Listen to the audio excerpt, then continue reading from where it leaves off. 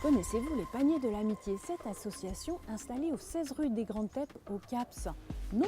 Eh bien venez avec moi rencontrer ces bénévoles de l'ombre. Cette association, créée à l'origine en 1995 par le Secours catholique, est devenue en 2004 les Paniers de l'Amitié.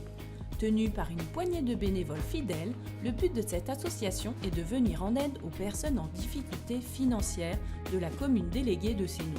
Les bénéficiaires de cette épicerie solidaire sont envoyés par les assistantes sociales, puis leur dossier passe en commission. Et là, en fonction des critères qui nous sont proposés, le budget de la personne, on accepte ou on n'accepte pas le dossier. Ces critères sont souvent des problèmes de dette importante ou d'attente de liquider un prêt. Par exemple, une personne a un prêt ou alors une attente d'être mis à la Banque de France. Ils font des dossiers de surendettement à la Banque de France. Ces personnes, donc, on attend qu'elles soient aidées par d'autres personnes. Mais c'est un passage, si vous voulez.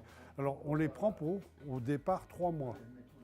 Renouvelable, on peut aller jusqu'à 12 mois si vraiment la personne met longtemps à régler ce problème qu'elle a. C'est la première fois que vous venez, non? Non, c'est la deuxième. La deuxième fois? Vous trouvez que c'est bien qu'il y ait cette c'est épicerie bien. ici Oui, à c'est Sénou? bien. Oui, ça fait d'économie. Ouais. Actuellement, les Paniers de l'Amitié reçoivent 27 familles par semaine, soit 70 à 80 personnes à nourrir.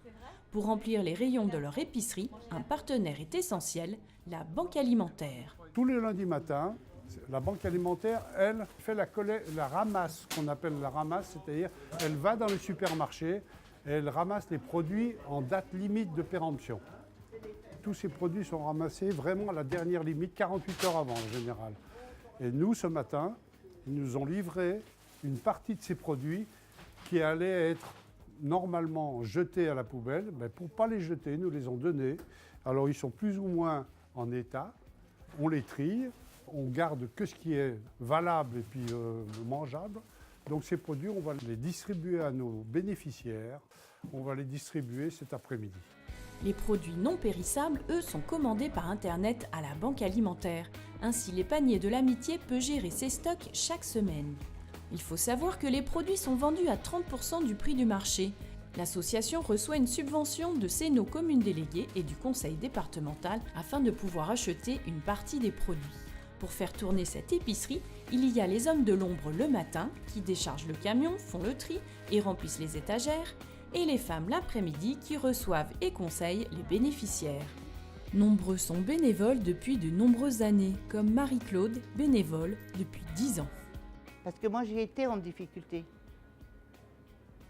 Donc, moi, ayant été en difficulté après mon premier mariage, donc je sais ce que c'est. Et voilà, donc mon bonheur, c'est venir le lundi matin au panier.